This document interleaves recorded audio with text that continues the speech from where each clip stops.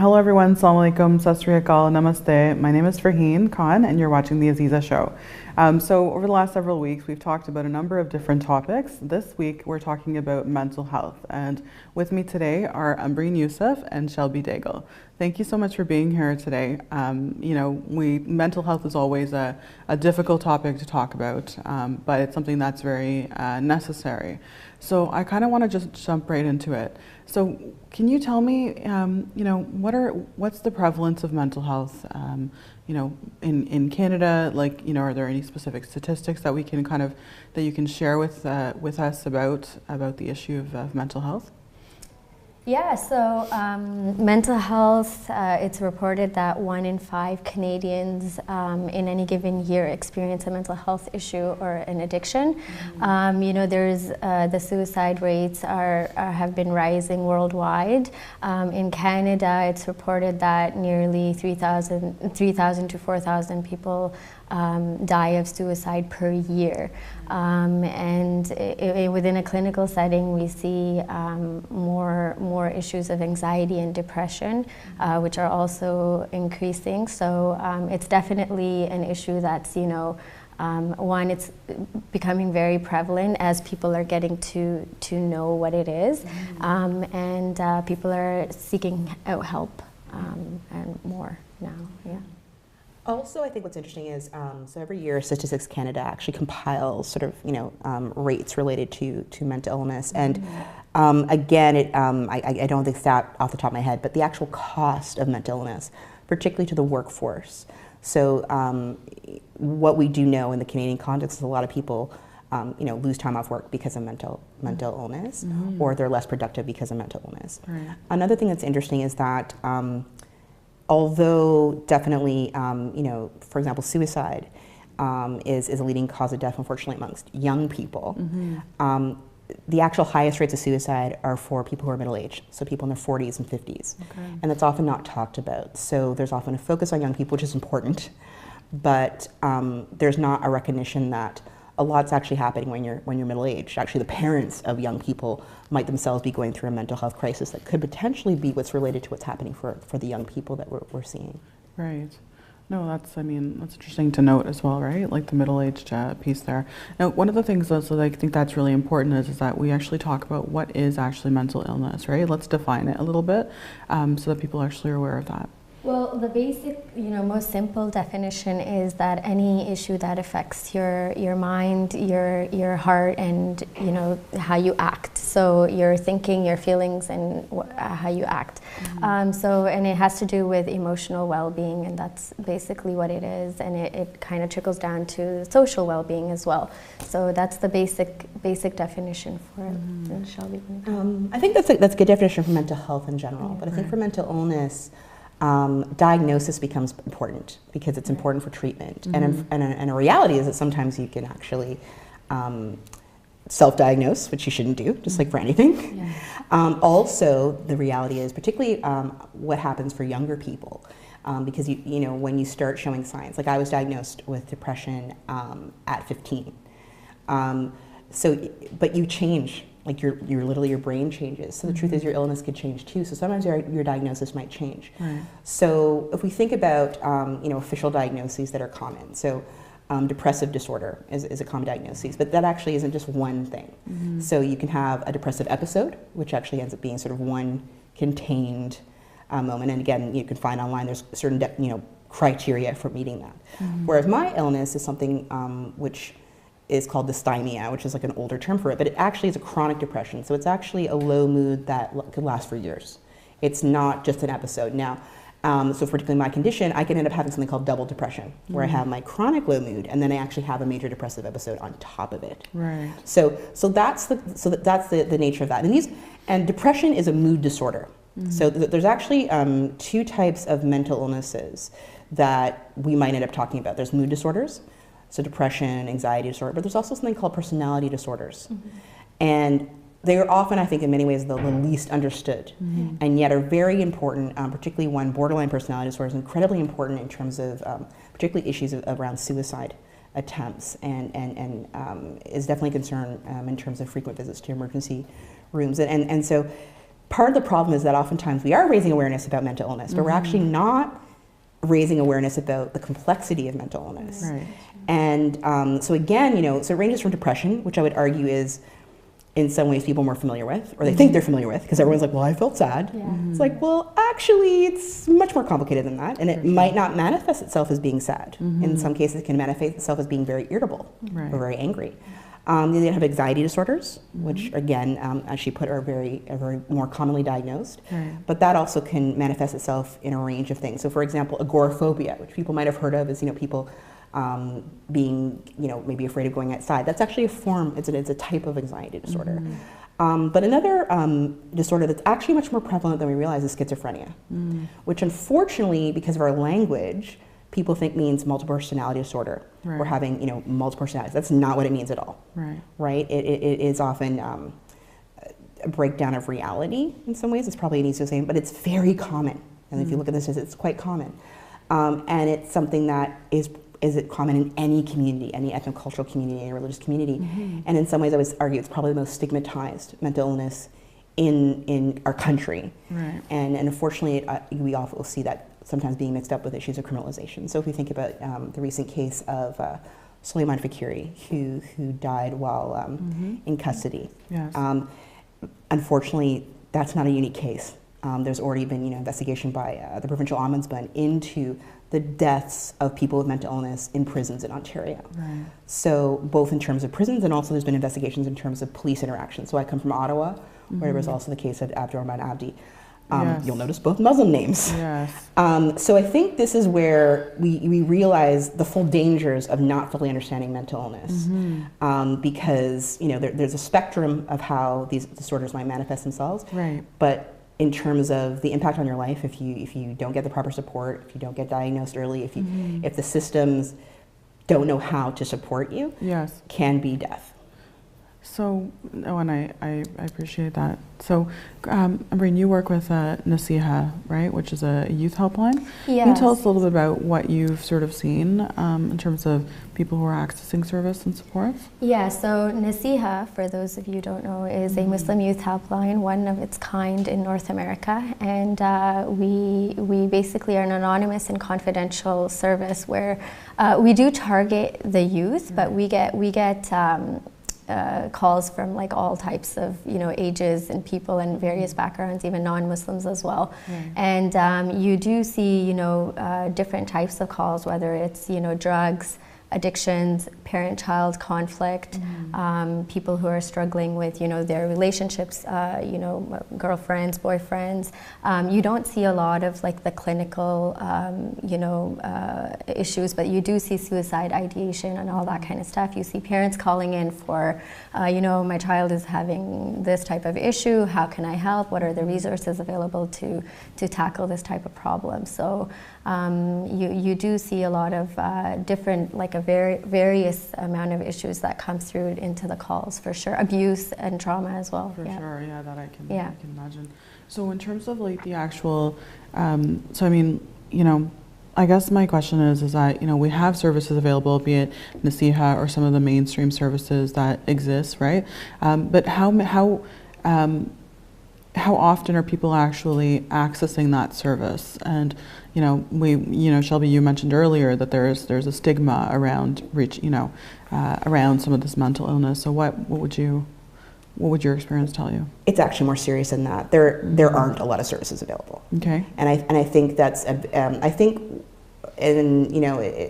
somebody who has been diagnosed with mental illness when I was 15 and have had hospitalizations and have also had support other people, it's a myth that there's a lot of services available. And I think, one of the concerns that I have sometimes is when we make it about the stigma, it's like, okay, but what happens when you do try to go for help and you don't get help? So the reality is that a lot of mental health services are not, that you have to pay for them. Right. So there's a huge economic issue, or there's a waiting list. Right. Or frankly, it's about jumping through hoops. So, I'll tell my own story. So when I was a child, my mother was able to bring me to my family doctor. My family doctor was a very aware woman. And she was able to refer me to the Children's Hospital of Eastern Ontario, which is based in Ottawa, which has, one of the leading centers for child mental health and mental illness. Right. That was when I was a teenager. But when eventually I needed help again as an adult, which of course was like a decade or so later, I brought myself to the emergency, and this is not very long ago, it was about 4 years ago. The person there was like, well, you know, if you overdose, you'll just get brain damage and then just be a burden to taxpayers. That was actually told to me in the emergency room. Wow. She did refer me to go to a psychiatrist later, so she sent me back home. And when I did go to the psychiatrist, in the end, he actually said to me, you know, you need a lot of support, you need a caseworker, but it's a 2-year waiting list, so I'm not going to refer you. And then also he asked me if I had insurance. As soon as I didn't, he didn't offer any supports. And then handed me a sheet, which I already had in my house because I'm often contacted to refer people to free counseling services. Right. So what eventually ended up happening after I almost ended up evicted, I luckily live in community housing, so I was able to call the social worker. That social worker called something which in Ottawa exists is called the Mobile Crisis Unit, right, which works at the hospital. Yeah. And they were able to come to my door. But that only happened because she was able to refer me. It wasn't something I could have necessarily easily accessed myself. Right. So that's an example, and then eventually through them, I now have a psychiatrist. So again, look at that sort of too, but I was somebody who already, you know, was quite knowledgeable about services. I speak fluent English. Yes. You know, I'm assertive enough to avail myself of services. So if already you're in a mental health crisis, you have to jump through a lot of hoops often to get services. And so I think it's important, you know, that a lot of our focus in terms of helping is beyond this breaking the stigma and more on, do we actually have services to support people? Right. Are these services accessible based on, you know, for people in crisis? So. And I agree, and it becomes even more difficult when you're seeking culturally sensitive services, right? You have it like the mainstream, but then you have people who require specific context or, you know, culturally sensitive help, and that becomes even more difficult. Definitely, for sure. And definitely, so I run muslimlink.ca, so it's a website that has directories for about over 10 Muslim cities, and we frequently get requests for psychologists or counselors who can provide culturally specific or language specific services. Right. So for example, I live in Ottawa. The third language spoken in Ottawa after French is Arabic. And again, what happened when the Syrians came, there was actually all this money put into hiring mental health service providers for Syrians. But the truth is there had already been all this need for Arabic speaking mental health service providers. But if you were not a Syrian refugee immediately, you couldn't access them. So it's been really interesting. And it's another point too in terms of an issue that we have to address too, is that we might have a lot of great people from our communities going in to become counselors or social workers, but we actually need more people who could be privately accessible. So, because again, oftentimes you'd have to come in, you know, so if somebody's working for a particular agency, you'd have to be referred to that agency and meet its criteria. Whereas often what we also need is people who could just privately, individually take services, but that, you know, that's not easy to get. You have to have a certain level of certification, you might have to have a certain amount of money to start doing that. So those are the kind of things we have to look at in terms of supporting. And it's very costly, like she mentioned earlier, like hiring a counselor or seeking out therapy is very costly, and it's not funded by the government, right? So that's a barrier, it's a huge barrier. Absolutely. Right? So which is why it's important to have services, right? That are free, that are anonymous, that are, you know, that are quote accessible, and that's part of the work that Naseeha is trying to work, like the goal that they have, and hopefully, inshallah, you know, as time progresses, they're able to provide more you know, resources that are more applicable. But I think right now, in terms of the community, because again, you know, lives can be lost any day. So I think it's great to work towards certain things, but at the end of the day, also people need a variety of services, and so you know, although there's certain people who definitely want to go towards Azeeza, I know from my own work, there's a number of people who will never want to call a Muslim helpline. They will not, because there's a lot of, you know, depending on what issue they're dealing with, there's a lot of sometimes concern about how they will be judged by the community or how it will be understood. And even the issues around confidentiality. You can tell people as you're confidential as you want. Our community sometimes is 1 degree of separation. And that's another reality we also have to start thinking about, and even in terms of supporting people who are mental health service providers, be they volunteers or professionals anyway. How are you dealing with confidentiality when, you know, your client is at the wedding that you're going to, right? And so that's also another aspect, which is the training, where we need more training to support both people from the communities who are going into the profession, and then also to train people who might be from other communities about how to support people properly. Because again, definitely from my experience with youth, sometimes people, they get some sort of weird training, but then they apply it in a very strange way. So for example, I remember, and I think this person thought they were being helpful, but it was a young woman who was suicidal, and the person said, well, that's a sin in Islam. You can't do that. She deliberately went to a non-Muslim person to not be told that. Yeah. So that's where it becomes really important to be like, what do we even mean by culturally sensitive, right? And so, but definitely this yearning for this sort of culturally sensitive thing. So again, we get requests through Muslim Link by mainstream professionals. So, sorry, I apologize. We're gonna take a quick break and then we'll come back. All right, thank you, we'll be back.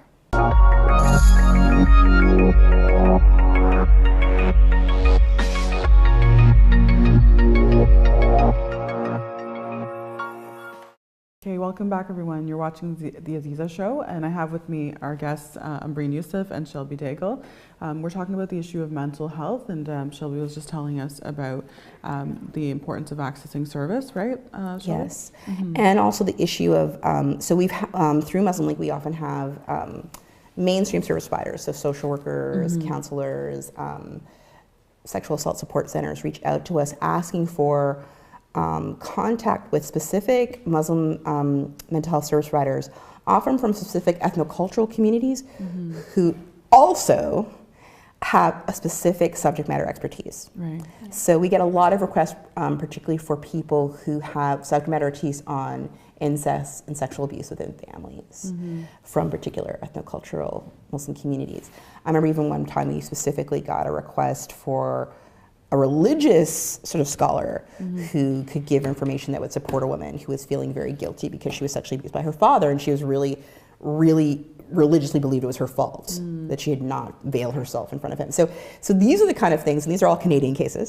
So these are the kind of things where it's been interesting for us, because that's why now we are in the process of compiling not just a list of mental health services, but actually a list of what we'll call subject matter experts, or people who could, because we're like, sometimes I'm like, I don't know. So now I've had to like go and find out, and sometimes it's been so specific. I mean, recently, like, we need a Harari mental health, professional who speaks Harari, and like, okay, that's like a very specific, Ethiopian ethnocultural group, but it's needed. And so, so it's been interesting doing the research, and now like I've got a number of people willing to be part of it, and it's simply to help both the Muslim community and then also the mainstream community be like, wait a minute, there is somebody who is this community and has this expertise, and I can just call them or email them. That mental illness, it cuts across every ethno-specific and religious community, right? Like, and any community, no matter what, like different socioeconomic statuses. I mean, just because we're speaking about, the context of our experience as Muslims, that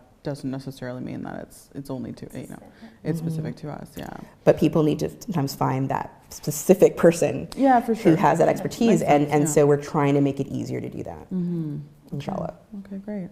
So one of the things that, over the break we were kind of, chatting about a little bit was, how do we, let's talk a little bit about what the experience of an individual dealing with a mental illness is. And I think that's really key for people to really understand, what does that mean, in terms of your day-to-day life? So, I mean, I myself am very publicly open. So I've been publicly open since I was 17 about living with a mental illness, because I was involved in a project where a group of young patients of the Children's Hospital of Eastern Ontario created an educational video, not just for the public, but actually for mental health service providers about our perspective as patients. And then what I did is I took that video and I showed it all over my high school. Because, and I remember that my logic was, the thoughts in my own head and how, I beat myself up every day. I can handle bullies and people making fun of me, because it's just, seriously, like I can come up with better put downs than they could. But even if I think about how my mental illness has evolved since my teens to now, it's changed, but it's always been there. And I think, and I'm somebody who, I have, I'm on medication, it's been managed, but it's never been over for me. And it's partly the nature of my specific diagnosis. It's partly because also my mental illness is related to certain traumas. Another aspect of mental illness, again, depending on the mental illness you have, that's often not talked about, is how it affects other parts of your functioning. So, for example, cognitive functioning. So there's some research, and definitely it's been my lived experience since I was quite young, that I experience a lot of cognitive impairments related to my depression and anxiety. So I have serious problems with my working memory, which can often, when the illness gets worse, affect my ability to study and to work. So you have some people who can be very highly functioning. There's even some evidence that some people who are deeply depressed are actually workaholics. So this idea that it'll always manifest itself a certain way, it's not the case. Because everyone's biochemistry is different, right? Absolutely. But I know in my case it becomes quite impossible to work. And so definitely in terms of recently, I realized that I had to leave my job. And this is where things become quite serious, and there's now been more research, and there's even more public education in Canada on mental illness in the workplace, because